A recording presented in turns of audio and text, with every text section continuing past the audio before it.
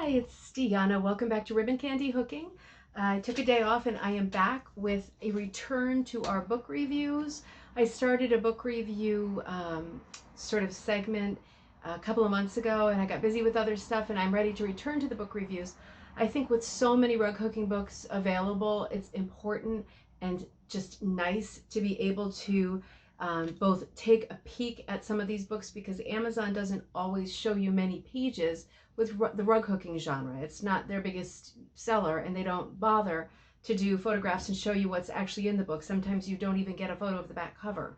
So I'm doing a series of reviews on rug hooking books. The one I'm doing today, I've read cover to cover and I've really enjoyed.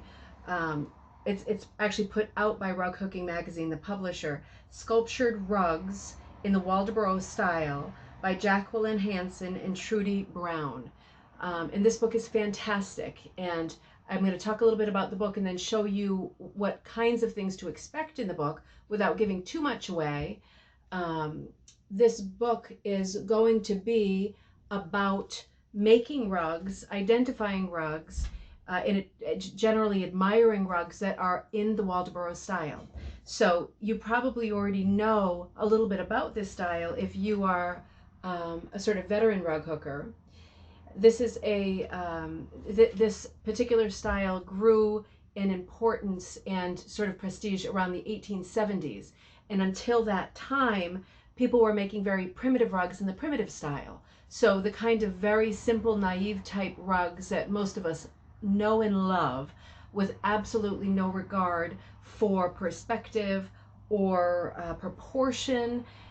Those rugs were popular until the time of the Waldoboro rug, and the Waldoboro rug is almost like an answer to that style of rug because it is the absolute opposite. The Waldoboro rug is a style of rug that is highly sculptured, lots of sort of high relief, very elegant, shaded.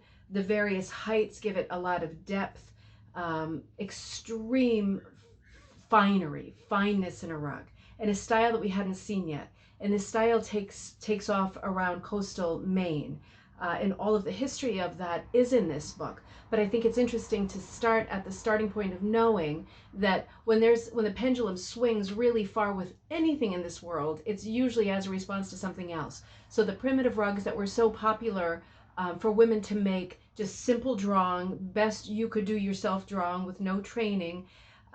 This book also will talk a little bit about Edward Frost and his stencils and how he was able to help regular housewives, noticing his own wife struggling with design and composition in her hooked rugs. He was able to help by supplying stencils and ideas for the first sort of commercial patterning of rugs. But the Waldoboro style takes the fineness of rug making to a European level, I would say beyond a European level, and is the antithesis of what a primitive rug is. So let's look at this book a little bit together and look at what some of the sort of earmarks and signatures of a Waldoboro rug is. So I'm going to bring you over my shoulder here, and I will put the affiliate link to this on the, let's see, is this good? Yeah, that's going to be good. On the link right on the page here. This is what the cover looks like, and it appears to have come out in 2017, but they're showing you a collage of different styles of Waldoboro rugs. So the one thing that all of these rugs is going to have in common is height, tremendous height and texture. So that is what makes a Waldoboro rug.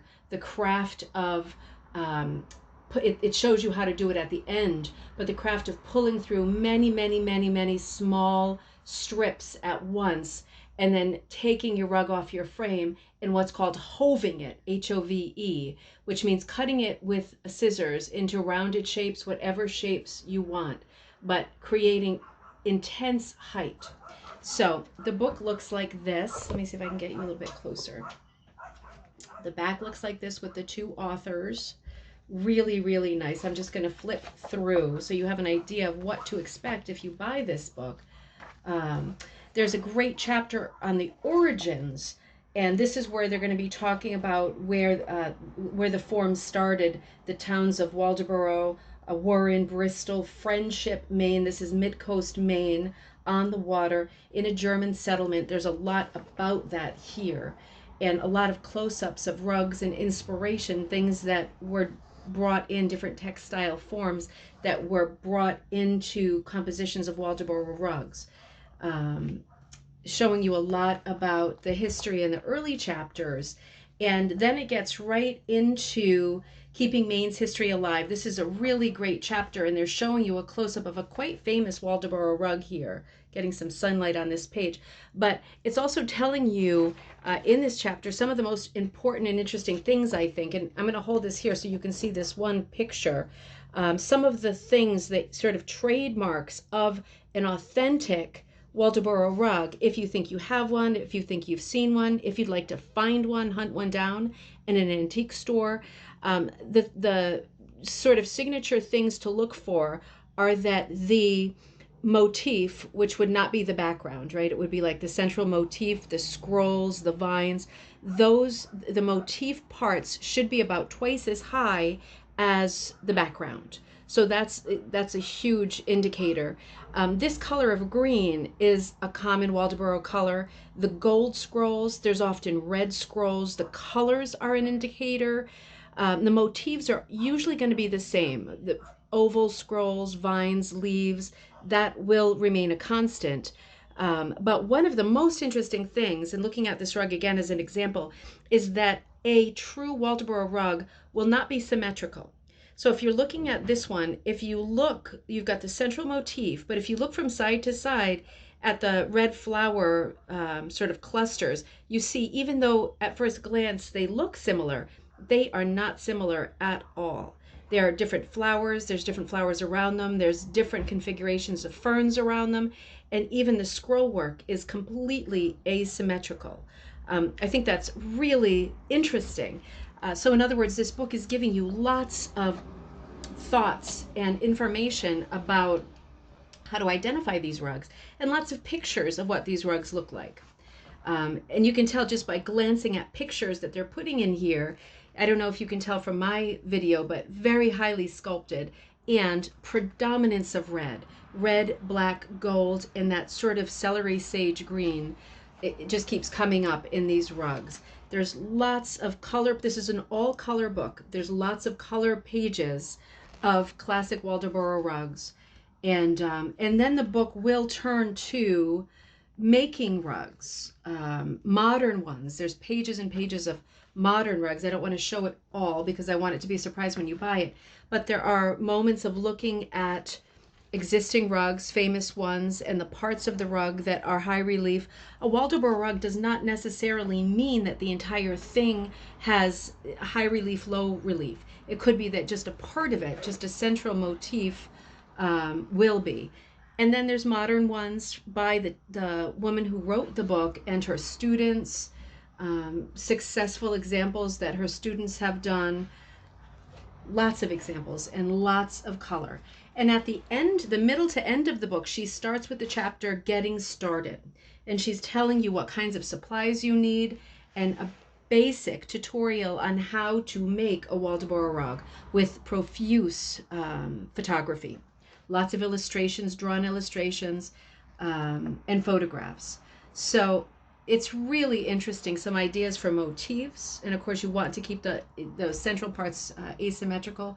But it's a beautiful book, and she even goes into the very end into displaying your hooked pieces. So she's showing you how to do simple bindings, and in an earlier chapter she's giving you ideas about framing or putting them up on wire hangers or different ways that you might finish. There's a wire hanger idea. She's showing you even how to do something with a dowel. She's giving you lots of finishing techniques too. So it's just a really fun book. She's got three-dimensional stuff. She's got silly things like just putting a sort of applique of a Waldoboro on top of a picnic basket. But there's lots of ideas in here. It really is. It's not a huge book, but it is a profusely illustrated book. And if you are interested in a new style, as you can imagine, this is not a style for beginners. I will do a video on doing a Waldoboro rug, or at least sort of the beginning, sculpting a motif, just quickly so you know what the principle of it is.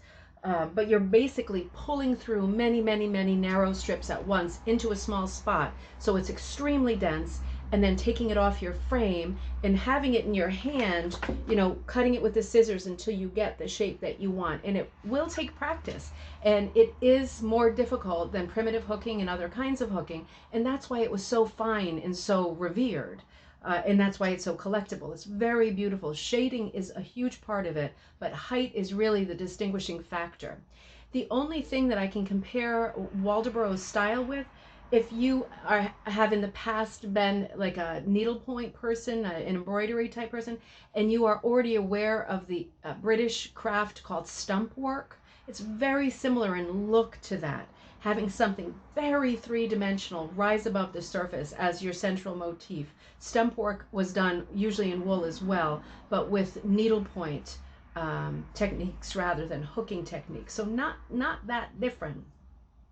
But this rug is wonderful. I've been reading this rug in bed at night, and again, it's a great read, great photographs. When you learn special things to look for when you're looking at rugs in shops or at fairs, maybe not this year, but it will happen again, I'm sure.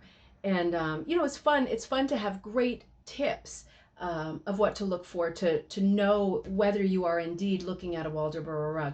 And it's also fun, whether you're going to do it or not, to try to think about how it's done and look at pictures to see how it's done, and then maybe file it in the back of your mind, and in the future you try one little part of a rug that is Waldoboro style and has that height using this technique that's shown in this book. It's a great book. This is a really fun read. It's easily available. It's not a super expensive book at all. So I recommend all the books I read, but I really recommend this one because it's a real niche. It's a genre. It's something different. It's not a technique about rug hooking. It's not a book of patterns on more primitive rug hooked ideas and designs. It's completely different. It's a very comprehensive history on one tiny narrow genre of hooking, and it's super thorough and well done and well illustrated. So it's a lot of fun, a book that you would really enjoy if you like hooking of any kind. So I hope you enjoy that review. And again, if you're interested in this book, I'm putting the affiliate Amazon link in the description. So you can click on it and it will take you straight to this book. As you know, prices on Amazon change from day to day and sometimes hour from hour. And things are sometimes out of stock. And then I have a book club right before the whole problem of I'm not supposed to say certain words in videos or the videos get pulled. But I think you know what I mean. In 2020, I had my local book club at the video store. And sometimes I would look for a book on Amazon and it just wasn't there. And then I would look, because I was hoping to use it in the book club, and then I would look for it an hour later and it would be back in stock. So you just don't know. If you find a book like this that you really like, just check back. Things change like the wind on Amazon. Hope you enjoyed that review, and I intend to do more book reviews so that you have a good idea of what direction you want to build your rug hooking library in. In the meantime, have a great night and take care from Ribbon Candy Hooking.